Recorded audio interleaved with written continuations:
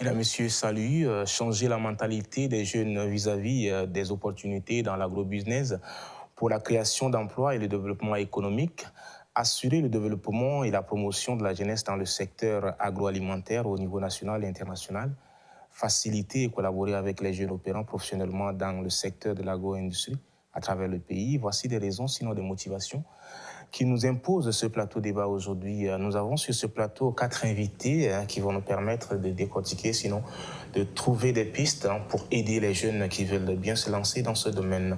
Je commence par Dr Diogo Boilingar Noudirim, qui est consultant, conseiller technique au niveau du CILC. Bonjour docteur. Bonjour. Bienvenue sur ce plateau. Merci. Alors, je continue à l'angle de ma gauche, M. Ahmed Moussa Gam, qui est membre du bureau exécutif et président de la section agriculture, élevage et la pêche au niveau du CCMA. Bonjour et bienvenue sur ce plateau. Bonjour. Et Monsieur Mbaïgede Mbaïro, vous êtes macroéconomiste. Bonjour et bienvenue sur ce plateau. Bonjour. Et enfin, la seule dame, Madame Solange Domaï, qui est consul honoraire du Tchad aux Pays-Bas et directrice générale du cabinet Afrique. Bonjour. Bonjour. Bienvenue sur ce plateau. Merci, merci. Alors, comme je disais, vous êtes là pour nous aider à comprendre même d'abord le vocable afro-business, agro-business, j'y arrive, et puis parler un peu de comment faire pour motiver tous ces jeunes qui aujourd'hui peut-être sont dépaysés ou bien ont du mal à se lancer dans ce domaine. Je vais commencer par la seule dame. C'est quoi, selon vous, c'est quoi ce néologisme agro-business qui aujourd'hui est très très utilisé? Merci. Agro-business, c'est un terme anglophone, c'est anglais, donc de agriculture, agriculture et business. Et donc, agri-business, c'est logique, c'est une combinaison de deux et ça représente ou ça exprime le fait de commercialiser l'agriculture. Donc, c'est le business de l'agriculture. C'est en cours. D'accord. Alors, je vais peut-être poser la même question à Dr Boilingar. Est-ce qu'on parle d'agriculture, c'est dans tout son domaine, tous les produits d'agriculture? Et depuis quand on parle de l'agrobusiness, par exemple, ici au Tchad?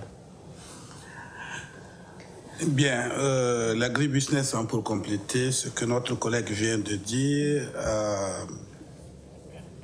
on peut souligner tout simplement que l'agribusiness est un ensemble d'activités économiques de la production, de la transformation et de la commercialisation de l'agriculture à un état intensif et mécanisé.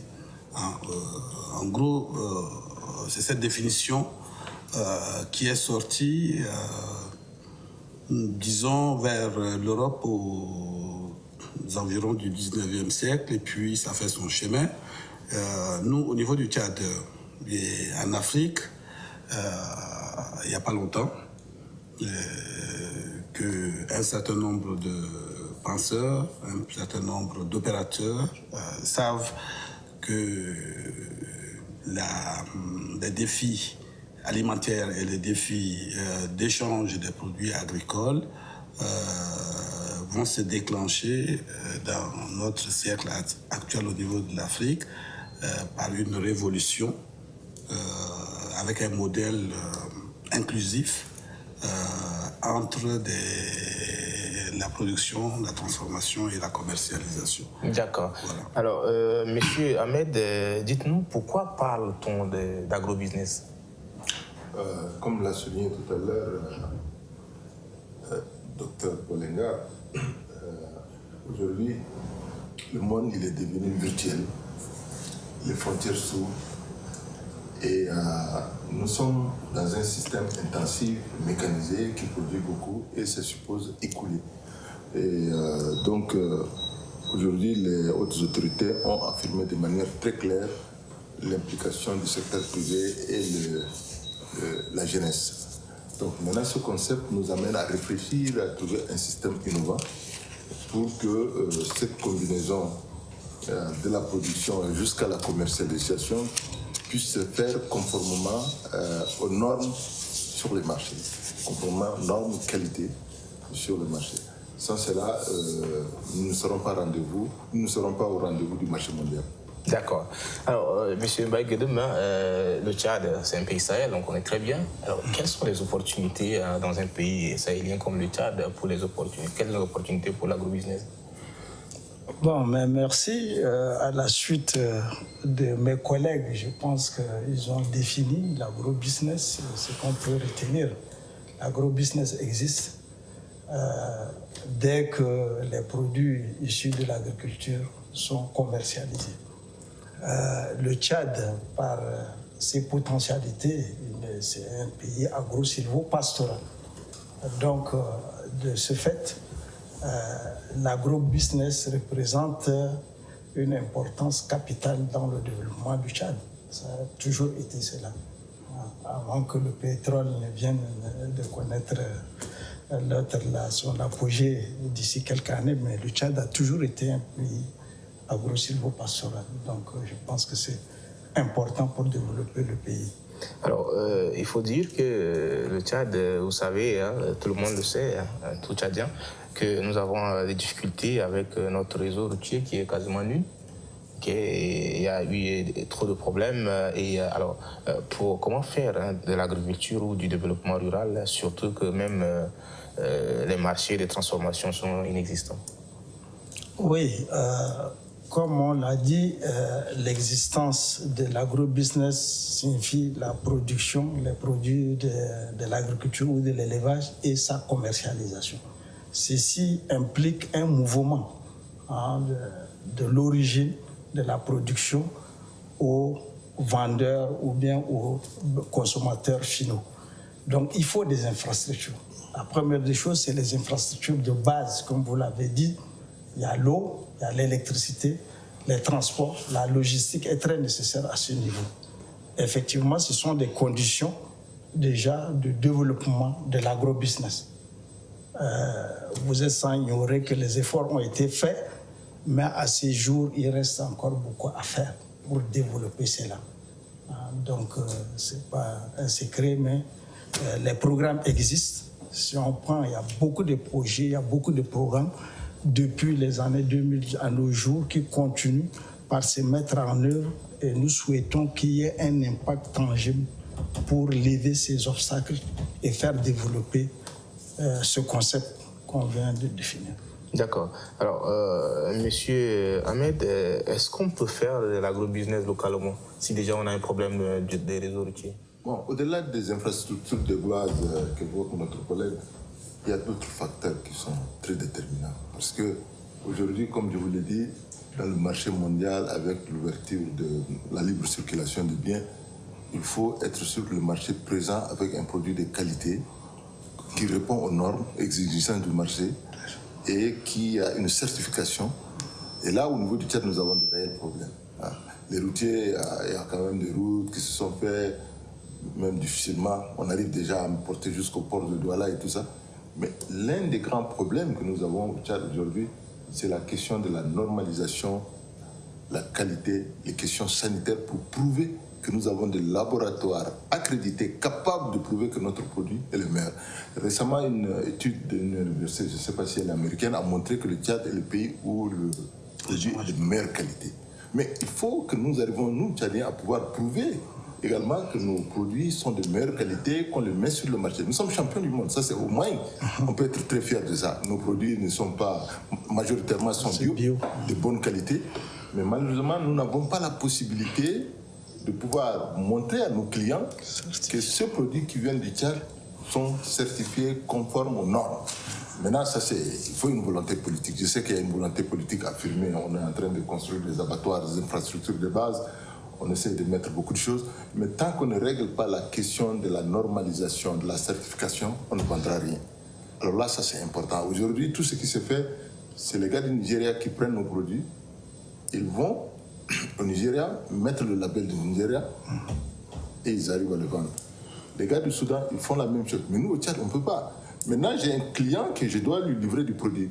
Mais maintenant, on va le livrer pour qu'il essaie d'acheter des certificats au niveau du Nigeria ou Niger à 5 $ la tonne qu'ils vont lui donner pour qu'il puisse livrer ça au Nigeria. Voilà là l'une des grandes contraintes.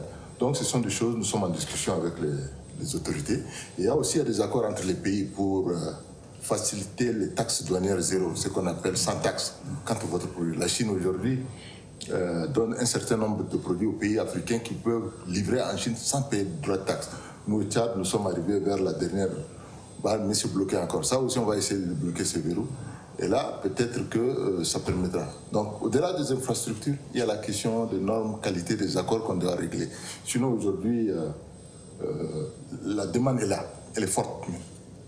Avec la recomposition du monde qui s'est fait, les conflits entre la Chine, les États-Unis, et tout ça, ça profite aux pays africains. Mais il faut qu'on se positionne.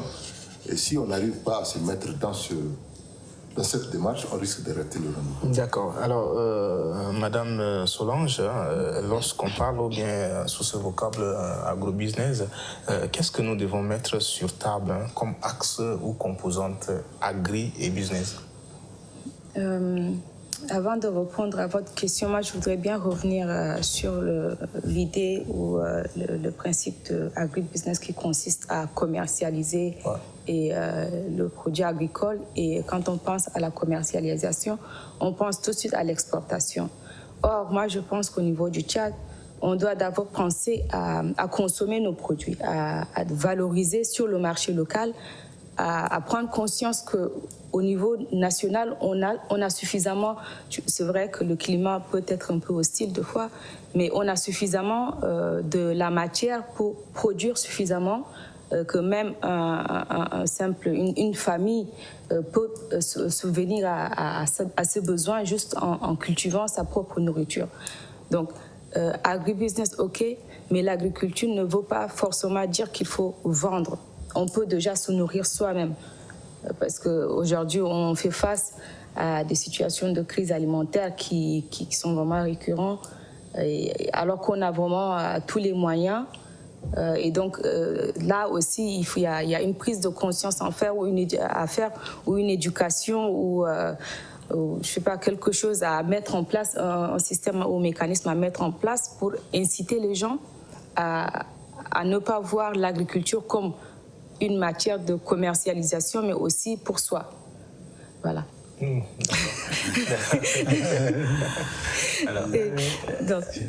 ok, d'accord, je vous comprends. Alors, monsieur, docteur Boilingar, quand on parle de l'agrobusiness, quelque part, il faudrait parler également de la mécanisation de l'agriculture. Actuellement, nous sommes encore au stade de l'agriculture traditionnelle. Comment arriver d'abord à mécaniser en fait l'agriculture pour parler de l'agrobusiness selon vous?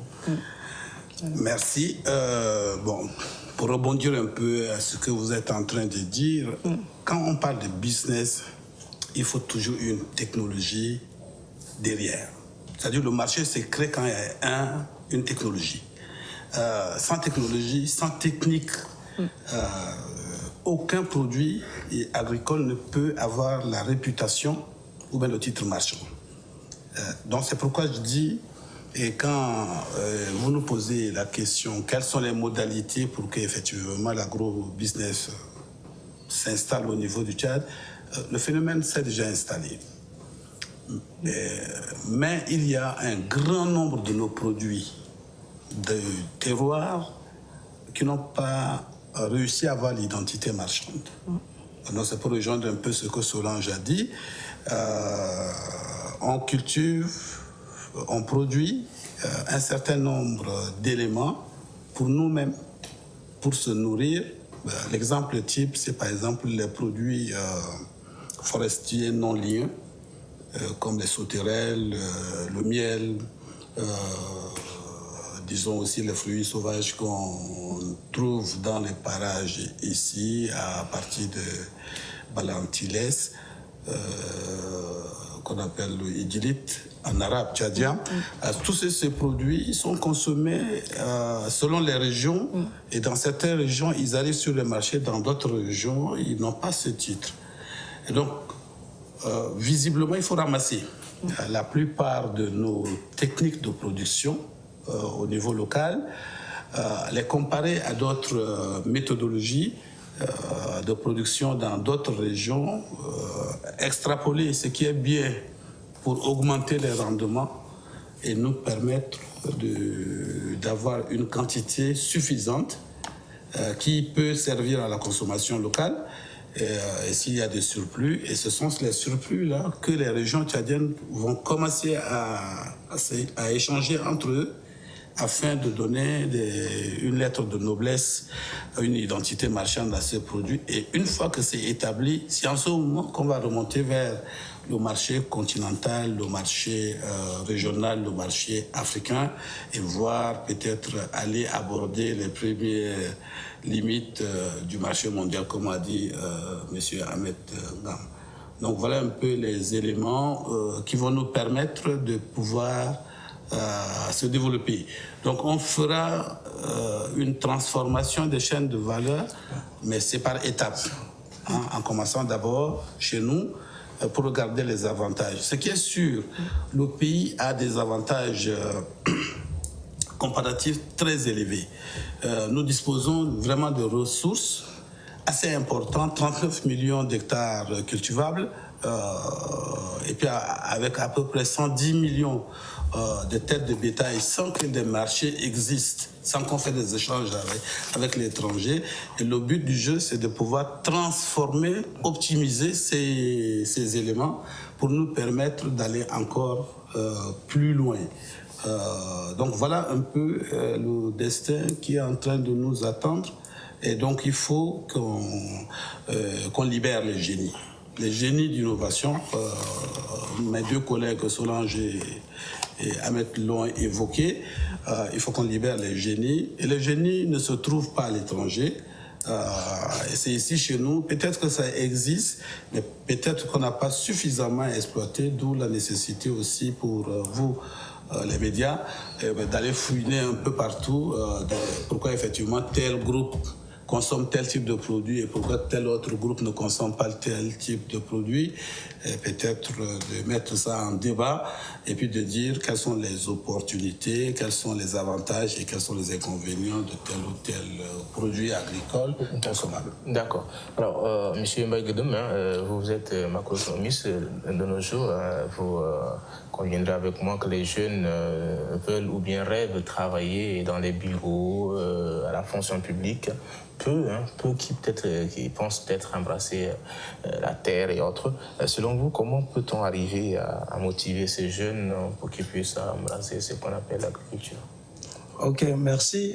Comme vous l'avez bien dit, ça fait depuis quelques années où la fonction publique a fermé ses portes. On note un taux de chômage quand même un peu élevé, en milieu des jeunes surtout. Mais il y a des opportunités dans ce qu'on venait de dire, dans l'agro-business en général. Donc, c'est une chaîne. Donc, ça produit, il y a des potentialités pour le Tchad. Il y a beaucoup d'opportunités d'affaires à chaque étape. Nous venons d'évoquer également quelques contraintes à lever pour qu'on accède, qu'on produise et qu'on commercialise cela. Donc, je pense que peut-être c'est un problème d'information, mais je voudrais au passage féliciter d'abord les différents forums et festivals qui se passent chaque année. C'est un cadre de conscientisation des jeunes.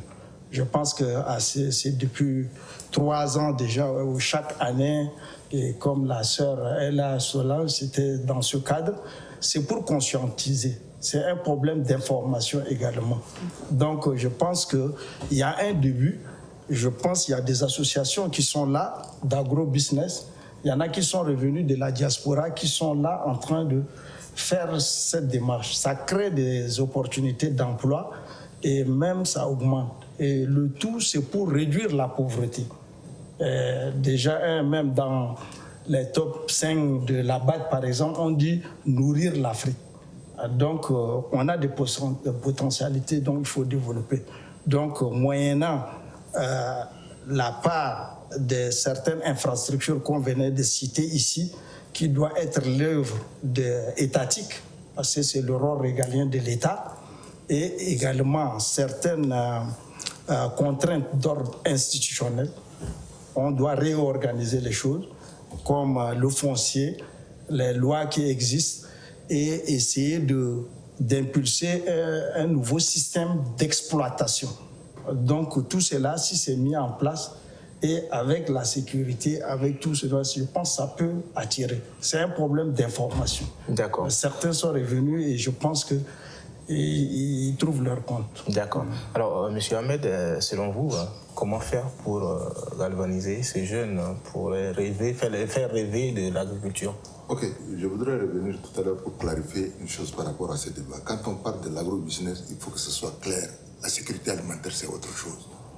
L'agro-business, c'est orienté vers le marché. C'est très clair. Et aujourd'hui, vous ne pouvez pas demander aux jeunes de venir travailler pour se nourrir. Il est hors question. On parle de la mécanisation et de l'intensification.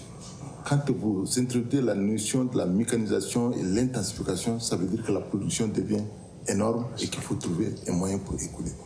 Je vous ai parlé tout à l'heure de la zone de libre-échange. Aujourd'hui, le Tchad, vous prenez par exemple, c'était peut-être un marché de 14 millions. Un marché de 14 millions, c'est rien par rapport à l'agro-business. Les autres pays vont s'attaquer à notre marché et notre pays sera inondé par les produits des autres. On ne pourra même pas faire quelque chose. Et si on veut être à l'avant-garde et défendre, il faut qu'on s'organise pour qu'on soit compétitif, non seulement sur le marché domestique, mais même à l'extérieur. Nous avons un grand marché qui est le Nigeria. Maintenant, nous, dans notre démarche, nous avons commencé à mettre un système en place qu'on a nommé la jeunesse d'abord. Sur ce concept, nous essayons de faire comprendre aux jeunes que le travail de la terre, c'est un travail très noble qui nourrit son homme. Mais maintenant, effectivement, comme M. Ouaïdelim l'a soulevé, il y a les questions foncières, l'accès à la terre, les questions de financement. Et tout ça font que le jeune, malgré sa volonté de vouloir faire quelque chose, il est bloqué. Nous avons voulu impliquer la chefferie traditionnelle pour faciliter l'accès à la terre à ces jeunes à travers une agrégation. Nous avons essayé cette expérience qui marche formidable. Le deuxième point que je voulais souligner, c'est par rapport à ce que Solange fait, il faut trouver des partenaires stratégiques. Parce que quand vous commencez dans une démarche nouvelle comme ça, il faut avoir des gens qui ont de l'expertise, qui connaissent déjà, travaillent dans ces domaines pour vous aider et vous tirer vers le haut. Donc là, on essaie de mettre les gens en B2B, chercher des relations, des partenaires pour aller ensemble. Comme ça, ça vous permet d'aller vite et ne pas faire trop d'erreurs. Les partenaires ont des capacités de mobiliser de l'argent.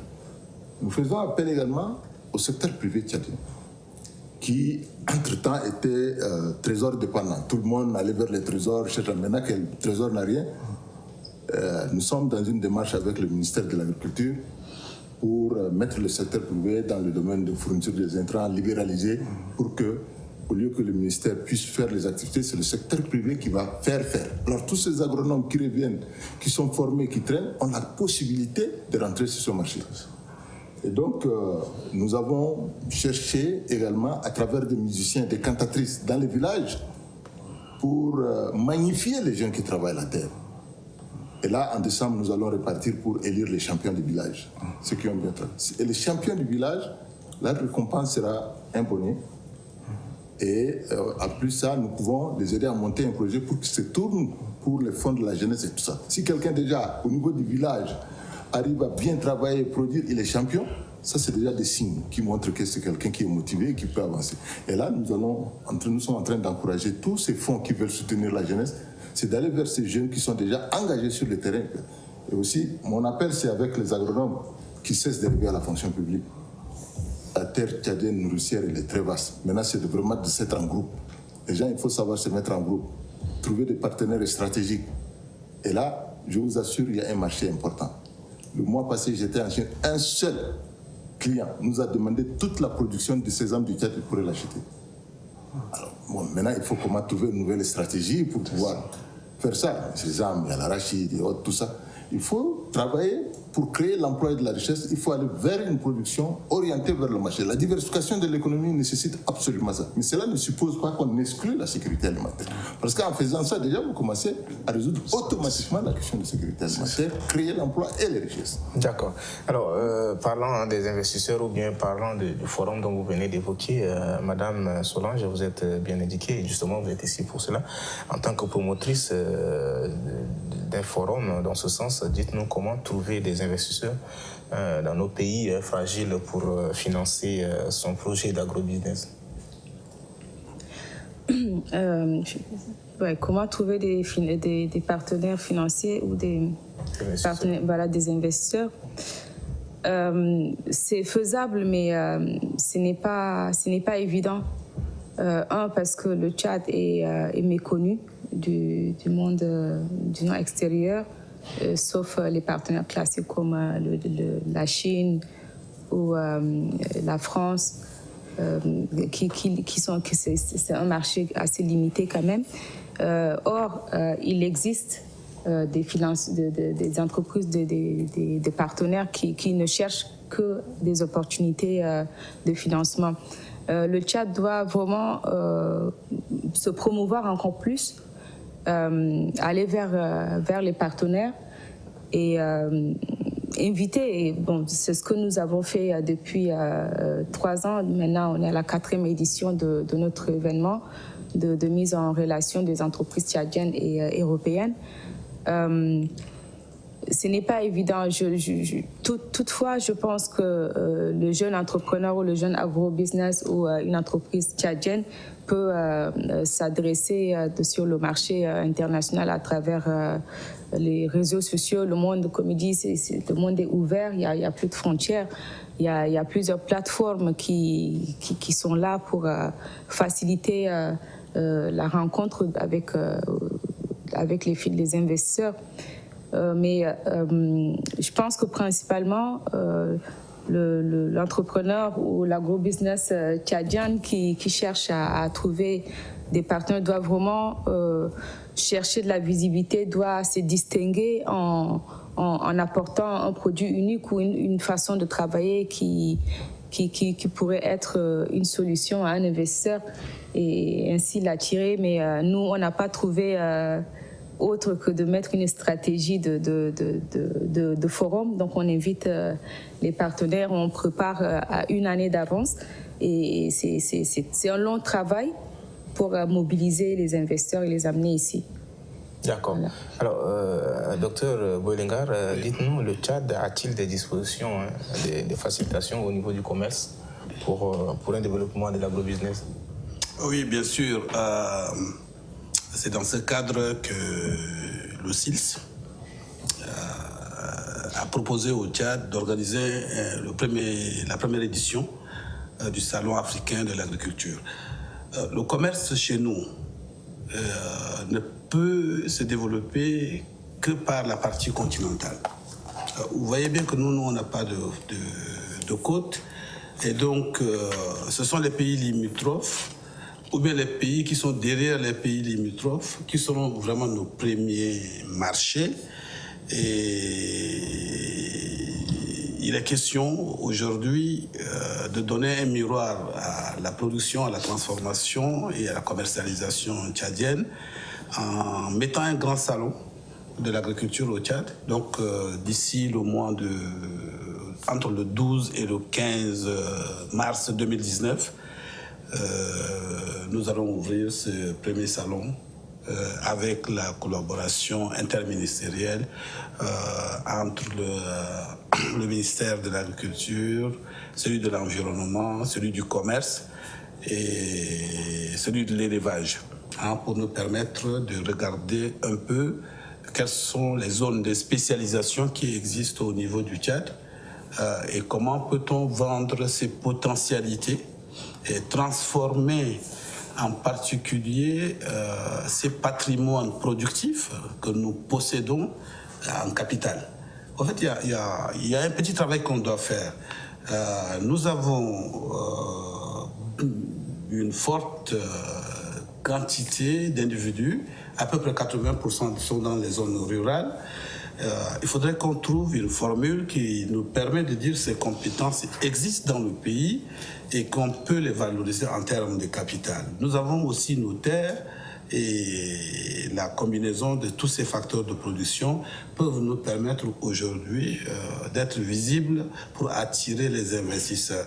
Mais les premiers investisseurs doivent être africains, peuvent être africains, parce qu'effectivement, en termes de culture, ils sont plus proches de nous. Et donc le Nigeria est juste à côté avec à peu près plus de 100 millions de population.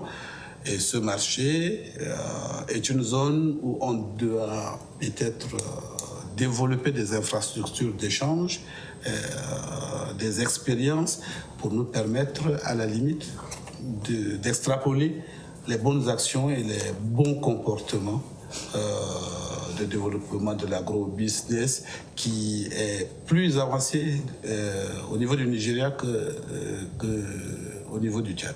Donc voilà un peu les éléments de réflexion ou bien d'accords qui sont en train de se faire au niveau régional.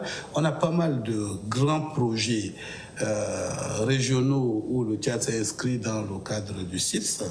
Et donc à l'intérieur de ces projets, il faut que les Tchadiens, il faut que notre gouvernement essaie encore un peu plus de mettre en place des incubateurs pour permettre aux jeunes directement de passer à l'action. En fait, le seul secteur dans lequel tu n'as pas besoin de faire des cours théoriques, c'est l'agriculture. Il suffit d'avoir de l'eau, des terres et puis un peu de semences améliorées. Et effectivement, c'est ce que ces Siaman et en particulier l'entreprise AgroEscort est en train de vouloir mettre en place une filière de semences. Sans semences, notre pays ne peut pas rentrer dans l'ère de l'agro-business. Et donc voilà un peu les éléments que je suis en train d'avancer. Alors, Monsieur Mbaye Gedem, vous faisiez partie du PND. Alors, dites-nous, quelle place l'agro-business occupe dans le PND? Ok, merci. Pour revenir à ce que mes collègues viennent de dire, notamment le docteur Diego, je pense que nous avons tiré les leçons du passé. D'abord, comme il le dit au niveau continental, nous avons le programme détaillé de développement de l'agriculture africaine, le PDDAA.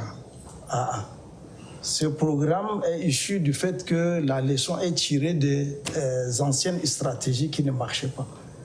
L'objectif étant d'accroître la production, la productivité et la compétitivité de nos productions. Et ce programme, c'est au niveau de l'Union africaine qui est relayé dans le programme économique régional et pris en compte ici même dans toutes nos politiques. Tel que le PND que vous venez de dire. Nous avons parlé de la diversification, mais de la production, par exemple. C'est en cela que tout est pris. Et effectivement, parlant de l'agro-business, je pense que c'est simple, c'est les start-up, c'est-à-dire les jeunes peuvent avoir des petites... des petites entreprises et en ligne, on peut toujours vendre. Voilà le développement. Donc, il y a des opportunités là. Et donc, il faut qu'il y ait la production, la transformation et puis avec les infrastructures, comme on le dit. Donc, c'est ça. Si vous voyez à l'axe 3, on parle de diversification de l'économie, c'est en ce sens. On a laissé le pétrole qui est une source tarissable qui peut aider à développer ce secteur de développement rural. L'accent est mis là.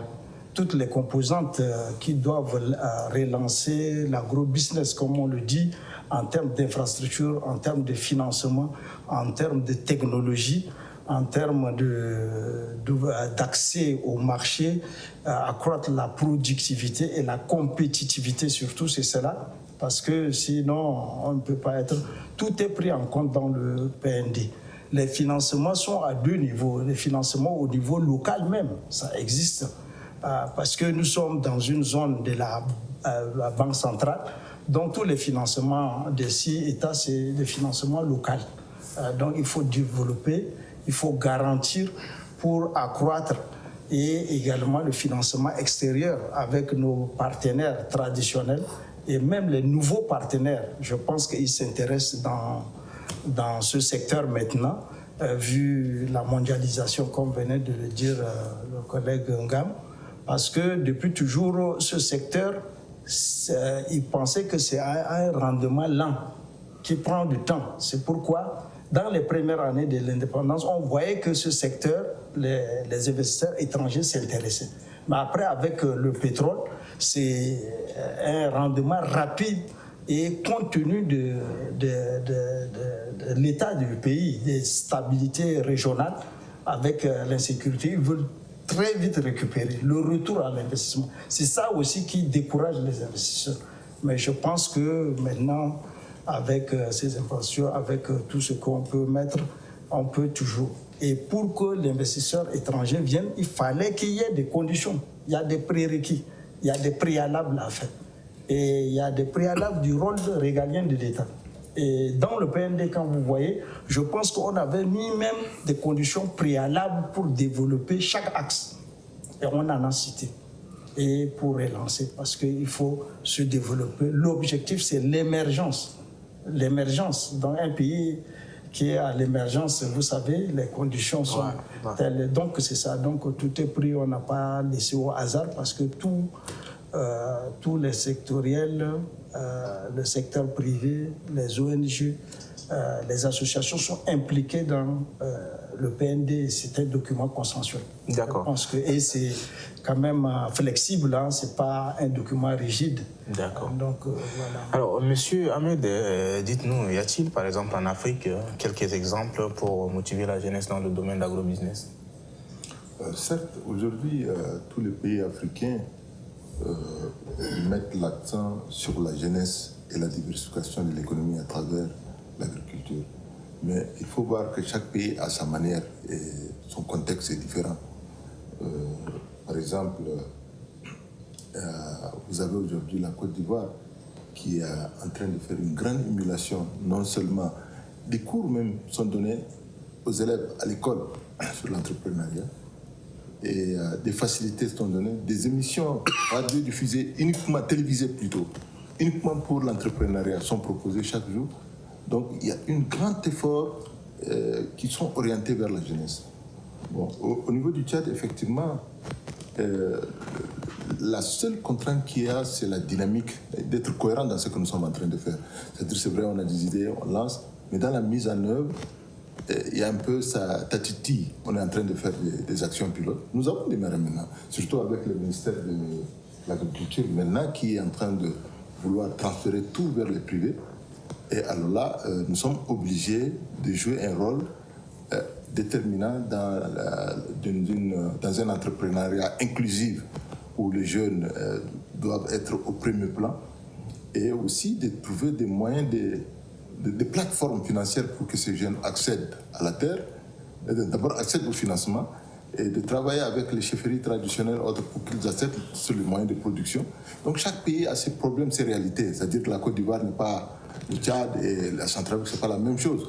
Bon, effectivement, ici, si un jeune dans sa communauté, c'est plus facile pour lui d'accéder à la terre sans difficulté, mais en dehors de sa communauté, ça devient un peu difficile.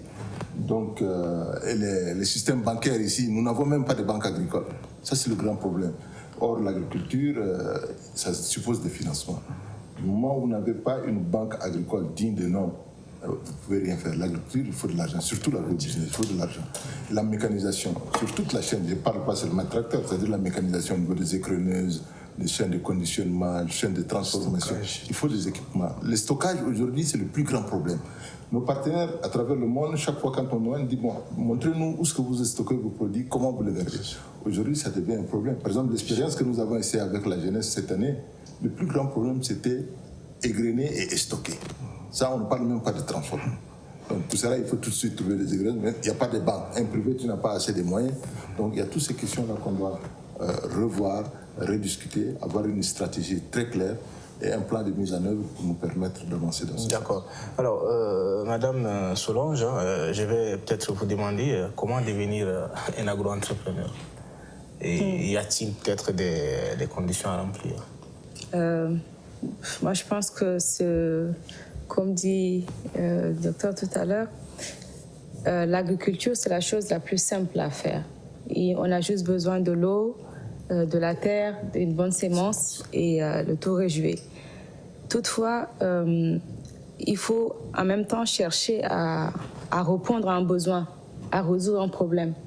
le commerce se fait par là. On peut pas, si on a un produit, si le produit n'a pas de demande, il peut être le plus beau produit, mais il n'aura pas de marché. Donc, il faut qu'on ait cette conscience de résoudre des problèmes, de résolution de problèmes et d'apporter des solutions aux besoins qui se font connaître dans le moment. Alors, pour devenir agrobusiness, il faut donc identifier les besoins. Et je pense que les besoins dans l'agrobusiness ou dans l'agriculture sont énormes et les potentialités sont énormes également. Donc, il suffit de vouloir rendre service. Il faut commencer par ça, vouloir répondre, donner. Et d'ailleurs, le commerce, c'est ça. On ne s'invente pas commerçant, on rend service. Et je pense que si on doit parler de l'agribusiness de la jeunesse ou des jeunes, les jeunes ont plusieurs défis en ce moment. Je veux dire, de cette génération, ils ont plusieurs défis. La première, c'est que le premier défi, c'est qu'ils ont pas le modèle. Nos parents de l'ancienne génération, ils ont plus servi dans le service public et donc beaucoup n'ont pas cultivé la terre. Et apprendre l'agriculture, parfois ça se transmet de génération en génération. Et on a raté un peu cette éducation agricole. Et l'autre défi, c'est qu'aujourd'hui, on vit dans un monde qui nous facilite beaucoup la vie, disons, le monde numérique. Mais en même temps, il cause beaucoup de tort aux jeunes parce qu'on a accès, dans le fond village, avec l'Internet, on a accès à des informations d'un monde qu'on n'a jamais vu, qu'on ne connaît pas. Et donc, les jeunes ont tendance à avoir envie de cette gratification instantanée qui n'est pas possible. Toute réussite a un prix. Il faut travailler, s'il doit être agribusiness, il faut labourer le champ éventuellement pour commencer. Il y a plusieurs étapes à suivre avant de devenir un agriculteur. Donc, comment devenir ? C'est d'abord s'y intéresser et de s'intéresser. On peut commencer par sa communauté, de faire quelque chose pour répondre aux besoins de sa communauté. Et au fur et à mesure, on peut développer un commerce autour de ça. Mais il faut d'abord voir petit et avant de voir grand. Tout en gardant le grand image, enfin le grand rêve, on peut commencer petit et y arriver. D'accord. Voilà. Alors, docteur Boyungar, on va faire peut-être l'avant-dernier tour de table. Quelles sont peut-être les stratégies qu'il faut mettre en place pour attirer même les investisseurs dans ce domaine? Première stratégie, c'est que l'agriculture en tant que telle, en tant qu'activité économique, est une activité rentable dans le court terme. C'est-à-dire au bout d'une saison, je suis à mesure de récupérer l'investissement que j'ai fait. Bon, donc ça c'est le premier élément que les jeunes doivent se mettre dans la tête. Le deuxième élément le plus important, c'est qu'il y a des spéculations qui sont orientés marché et qu'on doit le faire. Je donne un exemple simple, un modèle simple. On peut aujourd'hui, dans la ville de N'Djamena, organiser un marché ou bien une production agricole qu'on appelle de l'agriculture urbaine dans les concessions pour pouvoir nourrir la ville de N'Djamena. Un exemple qui est tout simple, c'est qu'il existe des plants de papayer qui peuvent donner 1000 fruits en 2 ans. Et moi, j'ai vu sur le marché de N'Djamena, un fruit de papaye, ça coûte 1000 francs. C'est-à-dire que si je mets qu'une seule plante qui me produit 1000 fruits, j'obtiens au bout de mes 2 ans 1 million. C'est un capital. C'est-à-dire, au lieu d'aller se promener, il suffit d'avoir un canari qu'on remplit tous les 2 jours, le faire chanter, c'est-à-dire faire un petit trou pour que l'eau coule goutte à goutte sous les pieds de ce papayer. Et puis, au bout de 2 ans, vous avez 1 million. Dans un coin de la concession, dans une concession de N'Djamena, si tu en as 3, 4, 10, c'est que tu es aux alentours de 10 millions. Donc il y a des modèles qui peuvent fonctionner. La population tchadienne est un grand consommateur des légumes, comme le gombo, qui effectivement pousse dans toutes les concessions de N'Djamena. Il suffit d'avoir une petite parcelle, et puis on peut faire une production avec des semences améliorées. On peut faire une production atteignant à peu près les 30 tonnes l'année. Bon, donc ces modèles existent et puis c'est bien beau de travailler sur le végétal qui est un produit du vivant. Il suffit tout simplement de le guider, de l'améliorer pour que ça devienne une alimentation à la fin. Je pense que c'est ça, c'est ce message-là qu'on doit transmettre aux jeunes. Et que ces modèles rapportent de l'argent et c'est ce que le Nigeria développe. Après, on peut passer à des productions de type aquaponie.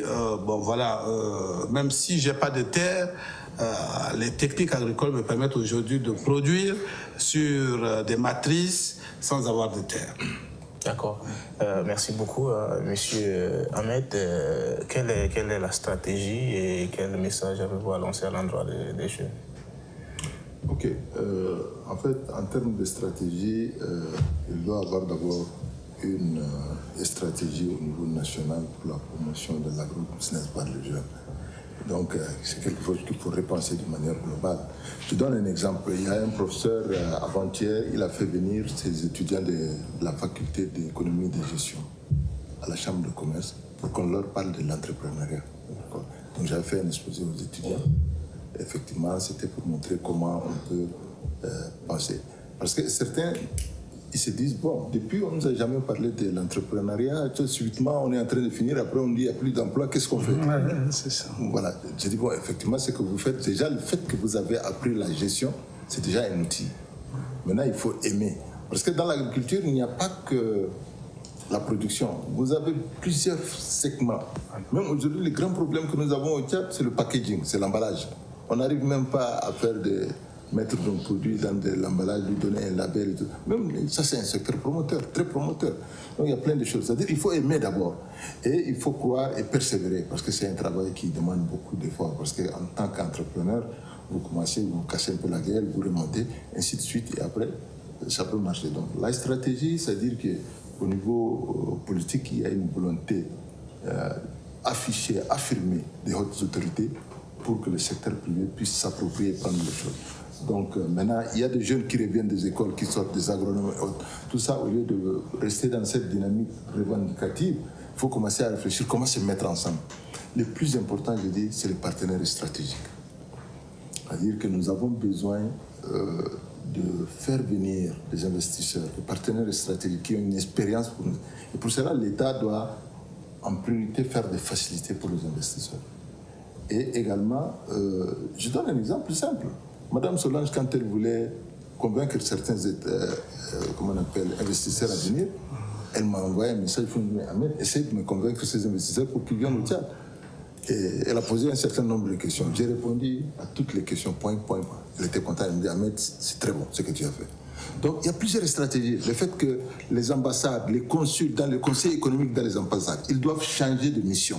Ils doivent comprendre. Parce qu'aujourd'hui, l'ambassade est conçue comme un système politique. L'ambassade, il est économique d'abord.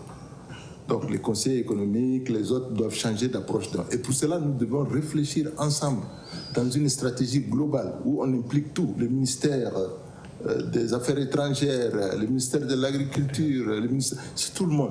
Et ensemble, le ministère de la Jeunesse, afin de trouver une solution pour impulser. Sinon, le pays est un pays béni, le Tchad. D'accord.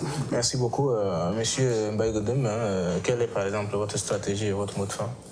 Ok, bon, comme on l'a dit justement, Ahmed, les stratégies, surtout au niveau du gouvernement d'abord, pour l'ouverture et pour les facilités.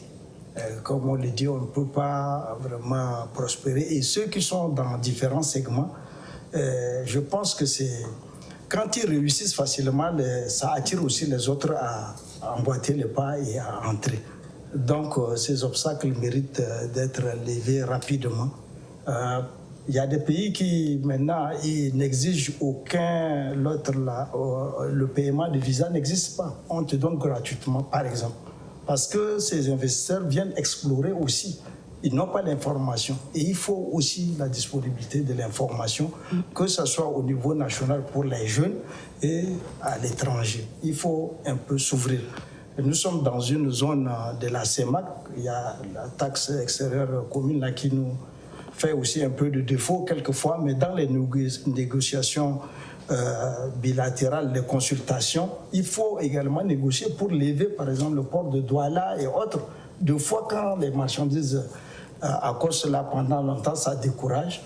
Donc, c'est ça. C'est la fluidité des activités qui peuvent attirer vraiment l'investissement et peuvent attirer également les jeunes à entrer dans ce secteur. Merci beaucoup. Madame, quel est votre mot de fin? Bon, mon mot de fin, s'il faut s'adresser aux jeunes, je dirais qu'il y a aussi un travail à faire au niveau du gouvernement ou de l'État, comme mes collègues viennent de dire. C'est vrai que beaucoup de dispositions ont été prises et que même le chef de l'État, il a organisé des salons avec des jeunes, beaucoup de forums ont été tenus, des recommandations, plein de choses ont été entreprises en vue d'impliquer les jeunes, de les intéresser à la participation nationale. Toutefois, je pense qu'il faut passer à l'action. Il faut arrêter de parler et de passer à l'action. Ça, c'est au niveau gouvernemental. Et pour les jeunes, je dirais que c'est vrai, il y en a beaucoup qui ont la volonté et que mes amis de la diaspora que je connais, qui sont revenus, qui ont des supermarchés ou qui font des start-up ou qui sont vraiment impliqués dans le développement de l'économie nationale. Mais il y en a qui externalisent le problème, la solution aussi. Donc, ils attendent, ils pensent que la solution doit venir d'ailleurs et que c'est la faute de l'autrui et que c'est le gouvernement et c'est tout le monde sauf eux. Et ça aussi, ça devrait s'arrêter parce que il faut d'abord être prédisposé, il faut chercher la solution en soi-même et vouloir apporter sa contribution. Et je pense que quand on développe une mentalité de contribution et d'apporter des solutions, les solutions viennent aussi d'elles-mêmes. Enfin, pas facilement, elles peuvent venir plus facilement que quand on externalise le problème. Merci beaucoup. Voilà. Messieurs, nous sommes arrivés au terme de ce temps consacré à l'agrobusiness, une opportunité d'affaires pour les jeunes. Nous avons reçu sur ce plateau Dr Diogo Boilingar Nudjirum, qui est consultant, conseiller technique au niveau du CIL. Merci d'accepter notre invitation. Merci. Nous avons également M. Ahmed Moussa Gam, qui est membre du bureau exécutif et président de la section agriculture, élevage et pêche au niveau du CCMA. Merci d'accepter notre invitation. Merci. Nous avons M. Mbaïgedem Baïro, qui est macroéconomiste. Merci également d'accepter notre invitation. Merci. Enfin, Madame Solange Domaï, qui est consul honoraire du Tchad aux Pays-Bas et directrice générale du cabinet Afrique. Merci, Madame. Merci à vous. Voilà, merci également à vous, téléspectateurs, qui nous avez suivis. J'espère que vous avez tiré profit de tout ce que nous venons de dire. Ne quittez pas, nos programmes continuent. Au revoir et à la prochaine.